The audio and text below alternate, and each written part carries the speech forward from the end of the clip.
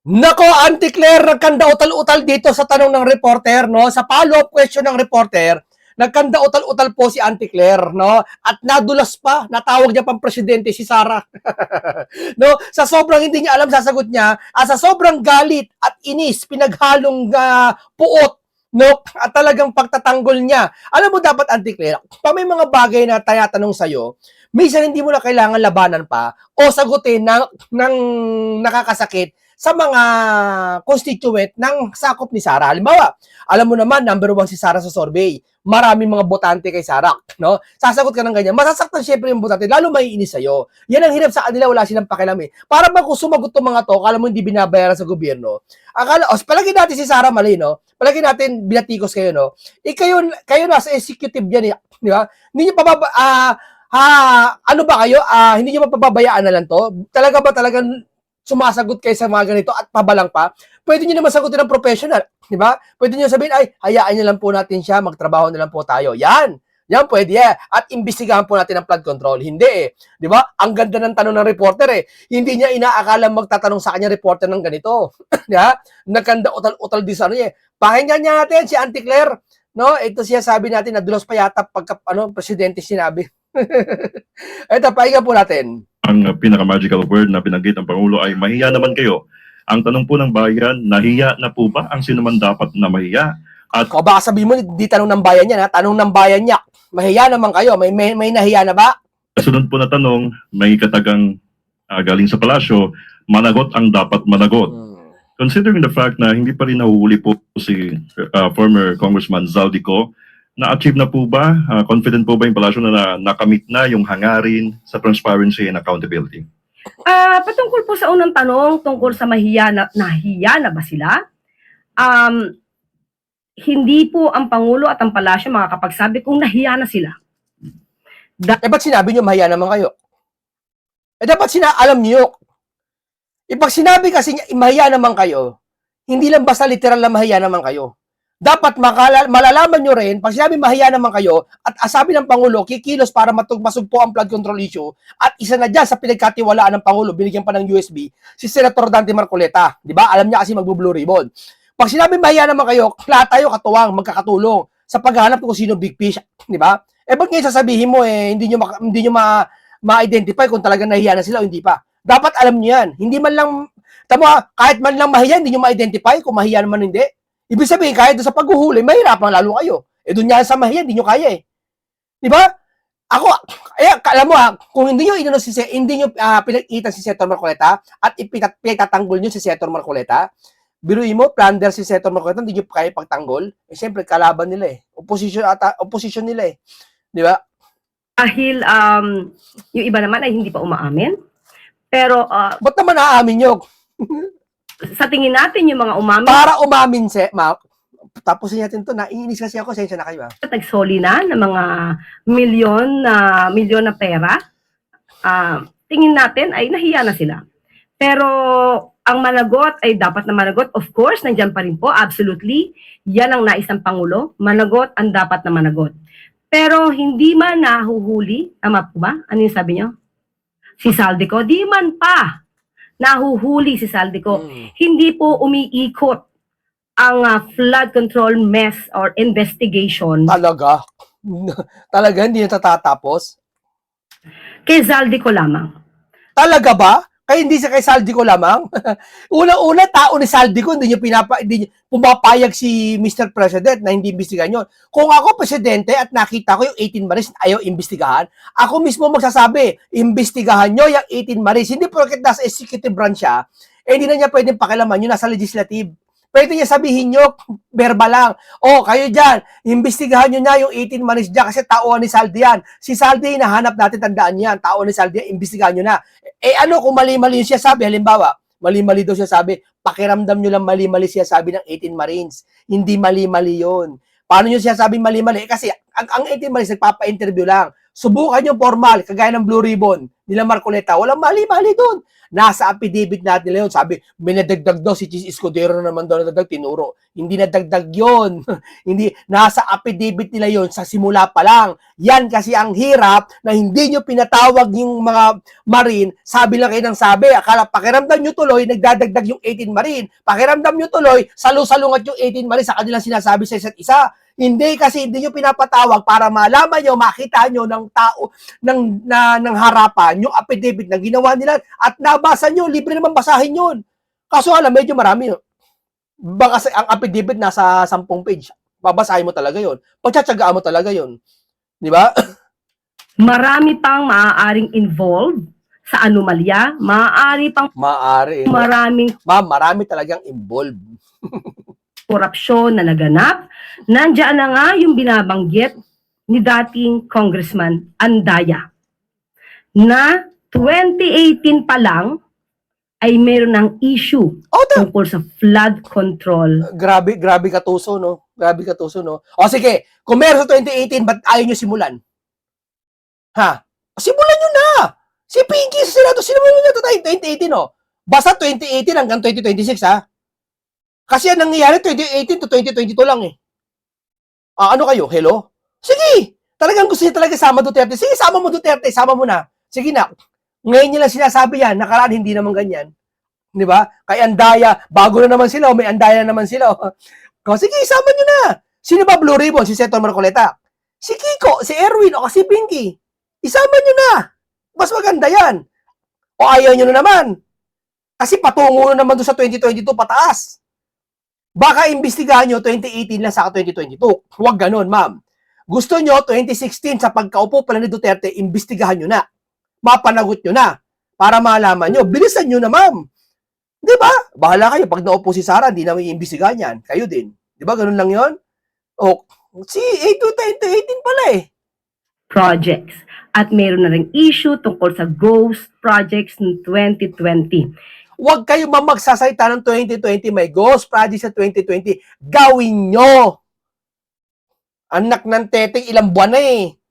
Pag sabi ni Senator Marcoleta, imbestigahan. Sabi ng mga taong bayan, imbestigahan. Pakiramdam nila, sila lang iimbestigahan. Eh di guilty kayo. Pag sinabi imbestigahan, kayo na nasa taas, kayo masusunod, sige, pagbibigyan namin kayo. Imbestigahan nyo 2016 up to 2026. Ngayon, itong araw na to, imbestigahan nyo. Yun ang maganda. Payag ako dun. Payag ako dun. Pero hindi kami papayag. Pag 2016 lang hanggang 2022 lang.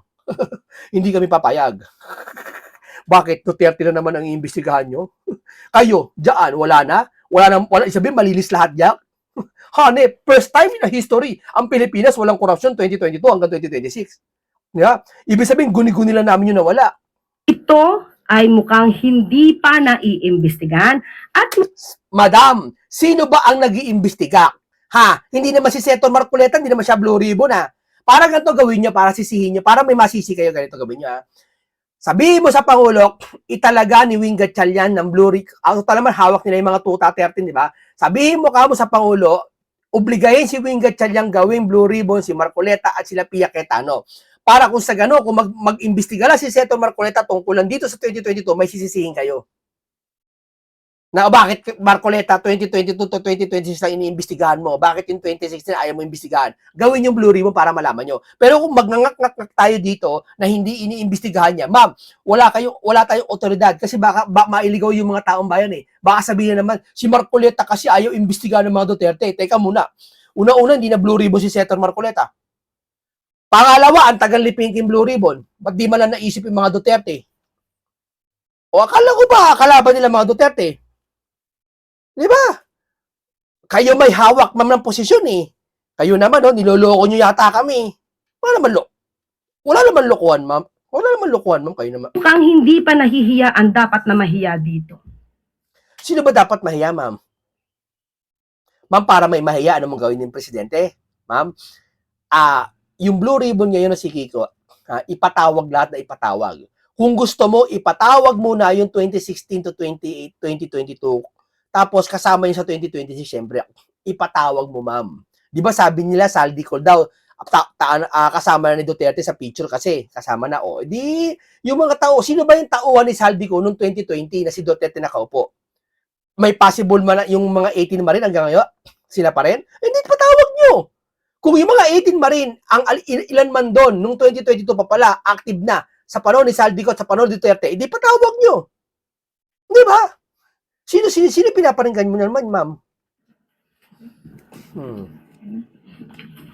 Ay, sunod na tanong mula kay Tina Maralit, na Manila Okay. Times. May follow-up question yata. Sino po ba ang binabanggit ni Congressman Andaya Sino? na hindi naimbestigahan? Ma'am, bakit napupunta ka dyan? Bakit napupunta ka sa nakaraan, ma'am? Isabay mo naman yung ngayon. Walang masama na pumunta ka sa nakaraan. Good dyan. Sino ba binabanggit na Andaya? Yun ba problema ngayon? Yan, ma'am, pas na yan. Hindi natin pwedeng sabihin na huwag natin balikan yan. Siyempre, tama yung ginagawa mo. Balikan natin yan. Pero sa tono nyo kasi, sa pananalita nyo, sino ba ang nagsabi ni Andaya, etc., etc.? Ma'am, isabay mo yung ngayon. Huwag lang yan. Napakaano mo naman, kayo naman, ma'am, kayo naman. At hindi mga napanagot. Taong 2018, taong 2020, sino ba ang napanagot? Sa panahon lang po ni Pangulong Marcos Jr., nagkaroon ng malalimang pag-iimbestiga. Ma'am, huwag ka mangungumpara. Ano ka ba naman? Huwag ka ba? Ang tanong sa'yo ng reporter, meron na ba dapat mapanagot? Of course, may napanagot ngayon kung ikaw kumpara mo nga naman kay Duterte. O sige, let's say, ganito sabihin natin. Si Duterte, wala mapanagot. Tama, galing. At si Marcos ang bida ngayon kasi may napanagot. Okay, granted. Sige, punta tayo dyan sa ganyang argumento. Ulitin ko, Duterte, wala napanagot ni isa. Tama, granted. Aminin natin. Sige, pwede. Ang BBM may napanagot ngayon. Sapat na ba yon? Siyempre, oo, kumpara kay Duterte. Kumpara kay Duterte. Siyempre, pero huwag ka mangungumpara. Ang usapan dito, may napanagot na ba dapat napanagot? Iba kasi, pag ang tanong ganito, ma'am, masasabi ba na ikukumpara natin si Duterte sa si BBM, may napanagot? Ako nasagot ako, oo. At kung pag-uusapan man lang, ito, prangkahan, kung pag-uusapan lang may napanagot at may napakulong, sa panahon ni Duterte, sa panahon ni BBM, kay BBM ako. At talaga kitang-kita natin, sa panahon niya, may napakulong talaga. Tama? Binibigay ko gusto nyo. Tama. Kung ang tanong, kung may kapareha, kung ang tanong, kung ikukumpara natin ang mga Duterte. Ang tanong dito, hindi naman kumparahan Ang laban dito, hindi naman kumparahan Ang laban dito kung sino ang big fish sa panahon ngayon. Pero kung gusto mo sa panahon ni Duterte, isabay mo na, huwag mong kalimutan yung ngayon. Tama? Tama mga kababayan? Okay, granted, magaling si BBM, may napakulong ngayon. Kumpara sa mga Duterte. Tanggalin mo yung kumpara muna. Huwag ka na mangumpara. Kasi ang hirap sa inyo, nangungumpara kayo, mami. Para lumalabas, accomplish kayo kasi nangumpara kayo. Huwag kayo mangungumpara, ma'am. Yung gampanin nyo ngayong gampanan nyo. Parang ganito. Pumasok ako sa opisina. Sa opisina, tandaan nyo, may accomplishment yung pinapapasa ang boss. Pag sinabi ng boss, pasahan mo ako ng accomplishment mo, magpapasa ka na accomplishment mo. Sabihin, yung ginawa mong this week na to, sabihin mo, ipasa mo sa akin. Tama? Ngayon, wala ka na ipapasa, nakaupo ka lang ganyan. Pwede mo ba sabihin sa boss mo, boss, ako, nakaupo lang ako. Kumpara naman doon sa nakaraan, nakahiga.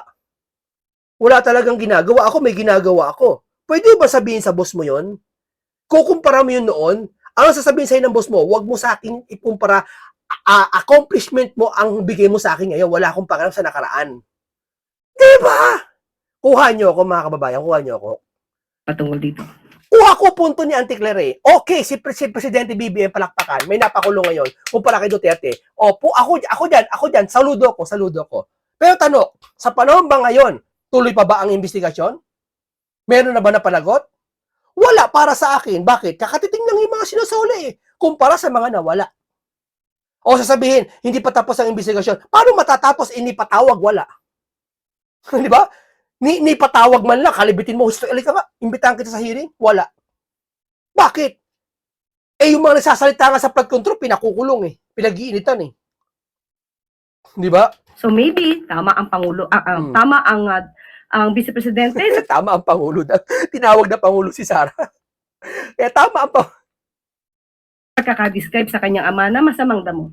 Pero yung tungkol Yung masamang damo kasi, yung masamang damo kasi, ito yun. Ito yung sinasabing masamang damo. Diba? Parinig ko ulit ha, paparinig ko ulit ha.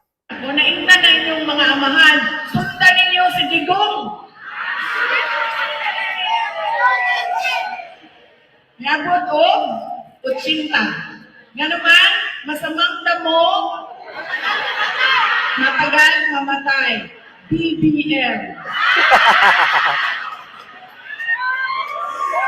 Tama, di ba? Kakarampot na sinabi niya, si Auntie Claire Imberna. Oh, sino talunan? Ikaw ang dami mong sinabi sa sinabi kumpara sa sinabi ni Sara. Yung kakonti lang ang sinabi niya. Masamang damo, mamatagal mamatay, BBM. Medyo sarcastic at may pagka-joke. Yeah. Simple lang yon. Anong sagot ni Auntie Claire? Ito. matagal mamatay, ang Pangulo naman, nung siya'y nagkasakit at mukhang maraming humihiling na siya ay mawala na dahil maraming gusto na siya'y mawala sa pwesto. Anong sabi ng Pangulo? O, siyempre.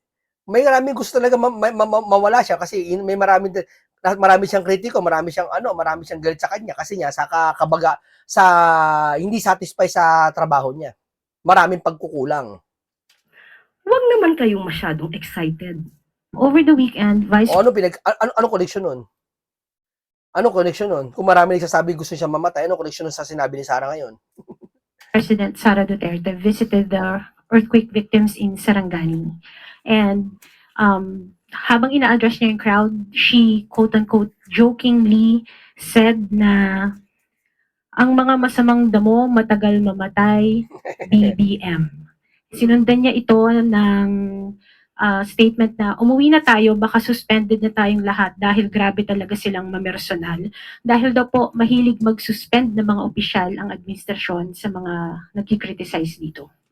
Totoo naman talaga eh. Mo i-criticize ka at kakasuhan ka.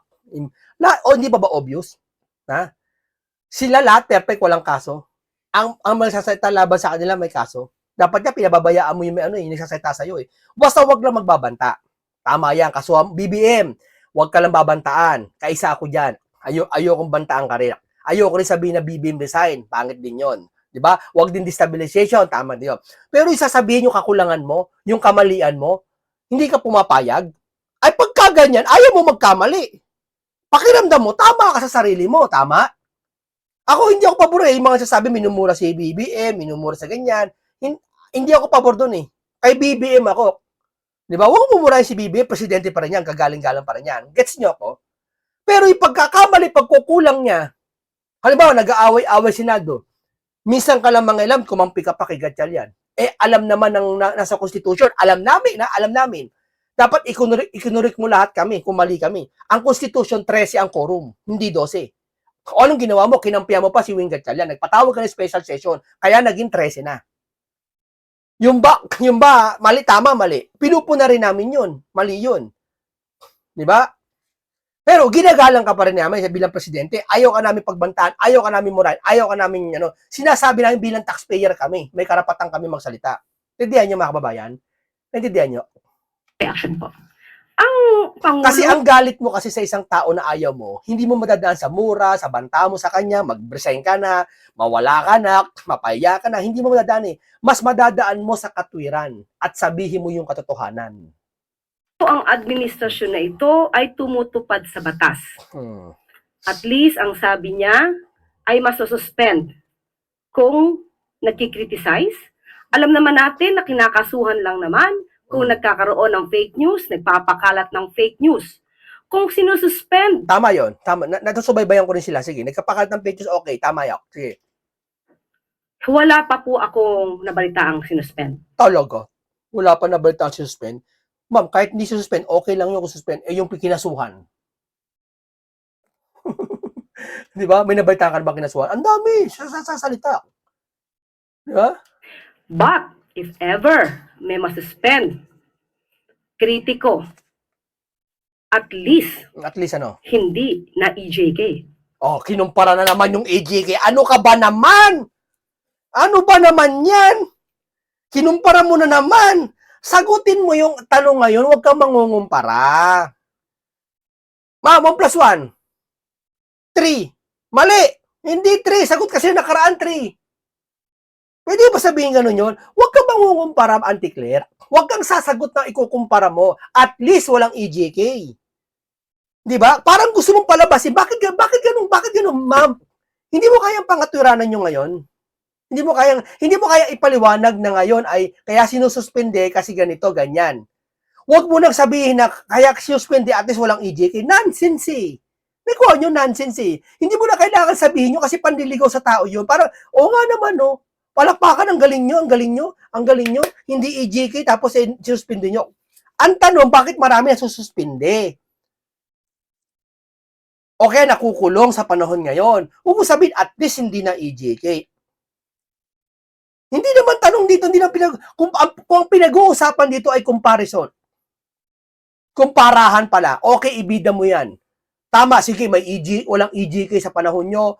May napakulong kayo, si Duterte, wala. Sige, tama, panalo kayo dyan. Ang usapan kasi ngayon, hindi kumparahan. Ang pinag-uusapan ngayon, yung susunod. Yung hindi nakaraan, kundi yung future. Kaya kayo tinatanong dito, hinihigian kayo ng accomplishment ng taong bayan. Kami po ang employer nyo, kami ang boss nyo, kasi kami nagpapasahod sa inyo. Humihingi kami ng accomplishment sa inyo. Nagtatanong kami sa inyo. Huwag mo ikukumpara. Di ba sabi ko nga, yung boss mo, nasa opisina ka, hiningihan ka ng accomplishment. Sasabihin mo ba sa boss mo? Ay, at least ako, ma'am. Ako, ma'am, yung nakaraan, hindi ako ganun. Ako, tatrabaho ako. Pwede ba sabihin yun? Ano ba naman yan, ma'am? Oh, sa mga tuwira naman tayo ng tama, ma'am. Ma'am, okay na sana ikaw eh. Kung hindi ka na nangungumpara eh. Nangungumpara ka, ma'am eh. Oh, kahit si Duterte o Ninoy Aquino man o Gloria Macapagal, huwag ka mangungumpara. Ayusin mo yung sayo. Parang ganito. Sa kapitbahay mo, naglilinis ka, nagwawalis ka, no? Oh, ba't ka nagwawalis dyan? Eh, kesa naman yung dati, hindi nagwawalis. Ako, nagwawalis ako. Wag ka sagot na kung dati nonsense eh. Tinatanong kita, ba't ka nagwawalis dyan? Sagutin mo. Huwag yung sabihin mo, eh kesa naman noon, dati wala nagwawalis, ako nagwawalis ngayon. Diba? Kaya tinatanong kita, sagutin mo, ba't ka nagwawalis dyan? Buhay pa rin. Patungkol naman sa sinasabing masamang damo, madaling mamatay, BBM, sa aking pagkakaalam ay nabanggit niya si dating Pangulong Duterte, kinukwento niya about this. So tama naman na masamang damo ang pagkaka-describe niya sa kanyang ama. Ay, bakit? Hindi naman ama niya dinescribe niya eh. Di ba, pinarinig ko sa inyo ina. Ang sabi niya, as a joke, BBM. Masamang damo, matagal mamatay, BBM, sabi niya. Wala naman sinabing tatay niya eh. So, yan ang fake news. Yeah? Pagkaka-describe niya sa tatay niya. Hindi naman dinescribe niya tatay niya eh. Si BBM dinescribe niya eh. Dahil Hindi, umaadlib lang yan. Sige. sino ba ang umamin na siya ay pumapatay? Sino Duterte. rin ba ang umamin na siya ay nagnanakaw ng pondo ng bayan? Oh, sige. Sino rin ba ang umamin? At tingin po natin ito ay nasa lahi na nila. Sino ba ang umamin na may assassin? Sino ba ang gumagamit ng marijuana habang siya ay presidente na? Yan naman ay inamin lahat ng kanyang ama. So maybe tama ang pangulo, tama ang Tama ang Pangulo daw. Tama daw si Sara. Tama ka dyan. Pangulo si Sara. ang vice president Pangulo na sa 2020. sa pagkaka-describe sa kanyang ama na masamang damo. Pero yung Una-una, ma'am, ang dinescribe ni Sara, hindi tatay niya, kundi si BBM. Ikaw ang nagdi-describe ngayon sa tatay ni Sara, hindi si Sara. Wag mong ipakain yung sinasabi mo kay Sara dahil ikaw nagsasabi ngayon yan. Ikaw ang nagdi-describe ngayon niya kay Duterte. Palagay natin, masamang damo talaga si Duterte. Oo, granted, masamang damo siya. Ibig ba sabihin, hindi ba masamang damo si BBM? Hindi ba pwedeng sabihin ng sino man na masamang damo siya kasi may nakikitang kakaiba? Tapos gumagamit daw ng alam nyo na, damo.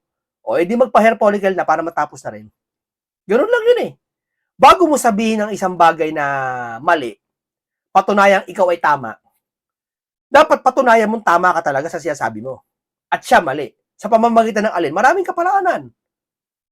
Diba? Mapagsiyahin mo, mas magaling ako sa inyo sumayaw. Eh dapat nakikita namin sumasayaw ka talaga na magaling ka kaysa sa kanya. Hindi pwede sabihin na mas magaling ka lang sumayaw sa kanya.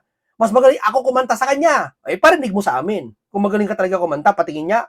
Di ba? Ay mas masamanda mo siya.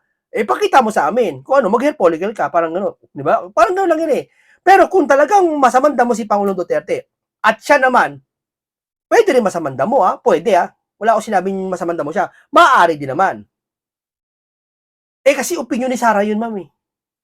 Bagay, opinion mo rin yan, wala tayong magagawa dyan. Diba? Tanggap din namin yan, sige, Aber. Pero, tanggapin mo rin yung komentaryo namin sa'yo.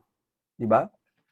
Tungkol sa matagal mamatay, ang Pangulo naman, nung siya'y nagkasakit at mukhang maraming humihiling na siya ay mawala na dahil maraming gusto na siya'y mawala sa pwesto. Anong sabi ng Pangulo? Inulit natin para mas maintindihan. Hindi naman kayong masyadong excited. Diba? Yung mga nagmamadali lang siguro na makapwesto. Yan ang humihiling na mawala ang Pangulo. Pero ang sabi ng Pangulo, huwag kayong excited. Ano connection yan? Ano connection yan dun sa masamanda mo? Bagay, yun ang sagot niya. Ma'am, what do these so-called jokes? Anong signal po kaya ang mabibigay dito sa publiko? Especially, it came from the second highest official in government. Katulad po at uulitin ko. Second highest ng government, ano mabibigay sa publiko na to? Sige. Kapag ang Vice Presidente ay walang binabasang script, lumalabas ang tunay na kulay, lumalabas ang tunay na anyo. Kung kayo mismo nakakakita na hindi maganda, para sabihin ito, mula sa pangalaw. Nakarinig ka na ng ganon, di na maganda sa'yo. Yung mga ordinaryong tao, nagsasalita rin naman masasakit, pati mga senadora. Okay sa'yo yun. Di ba? Tao tayo, nagkakamali tayo, at may mga attitude tayo, may mga sinasabi tayo, nagmumura tayo sa bahay minsan, nakakasakit tayo ng damdamin ng ibang tao, kamag-anak, pinsan, nakakapagsalita tayo sa bahay na hindi maganda, nakakagawa tayo, nakakaisip tayo minsan ng mga kasalanan. Hindi, tao tayo eh. Pero ba sapat na ba yun para sabihin mo, hindi yan maging presidente? Sapat na ba yun? Kung sabihin namin, yung presidente ayaw mag-imbestiga, gusto niya mag-imbestiga pero pinababayaan si Marcoleta, makulong. Ano mas mahalaga? Doon na kami kay Sara. At least nagjo-joke-joke yun ng pagganon, street language siya, tanggap namin. Kesa naman yung pera ng taong bayan na trilyon, ayaw imbestigahan. Nililihis ang issue, pitatakpan. Doon na kami sa kay Sara. Mataas, nag-o-occupy ng pangalawang mataas na posisyon. Ibig sabihin, mali ang kanyang ginagawa kahit ito ay pabiro. Mali daw kanyang ginagawa. Kayo, hindi mali kayo? Tanungin mo sila, mali si Sara Aber, sige, mali, granted. Kayo, di ba mali ginagawa nyo? Ito magandang tanong sa kanya. Ma'am, may mali ba kayong ginagawa? Sasagot niyan, hindi eh. Hindi ako niniwala. Pag isang tao sinabi mo ganito, may ginagawa ka bang mali? Pag sinabi niyang wala, ano yun? Tuso yun. Lahat ng tao nagkakamali. Tandaan niyo yan. Thank you, ma'am. Isunod na Okay, maraming salamat po sa inyo. Dito po ay napatunayan naman natin. Ma'am, reaction ko yun komentaryo ko kay Claire yun. Hindi ko siya nilait, sinagot ko lang yung mga opinion ko at nakikita kong tama sa aking pananaw na dapat inong ginagawa nila. Ma'am, isa lang bago tayo magtapos. Huwag ka sana mangungumpara. Okay ka na, magaling ka sumagot, okay ka, matalino ka. Pupurihin kita ngayon, sige. Pero ma'am, isa lalagpak, huwag kang mangungumpara. Tatandaan mo yan. Pag tinanong ka ng isang tao na 1 plus 1, alam mo sagot 2. Huwag mo sasabihin 4 kasi narinig mo sa nakaraan. Kasi yun niya nakaraan, sabi niya 5 ako 4 naman. 'Di ba? Naililigaw mo sarili mo, naililigaw mo taong bayan. Mas maganda sagutin mo yung tanong ngayon. Huwag kang kukuha ng sagot o idea sa nakaraan. 'Di ba? Yan ang bagay na hindi maganda sa lahat. Pinalo mo yung pamangkin mo. Psst, alika. Masama yung ginagawa mo. Bakit naman si Kuya Juan yung nakaraan, di mo pinalo? Hindi ba? Pangit eh. Hindi maganda nangungumpara. Hindi maganda. No? Okay, maraming salamat. Isang komentaryong punong-puno ng kaalaman, karunungan, at isang talakaya na makabuluhan at marami kayong nalaman at natututunan na naman, no? Isang masustansyang pag-uusap, no? At dito ay lesson learned at napupuno na naman kayo ng panibagong kaalaman, no? Hanggang dito lang po, ingat lahat kayo, paalam po sa inyong lahat.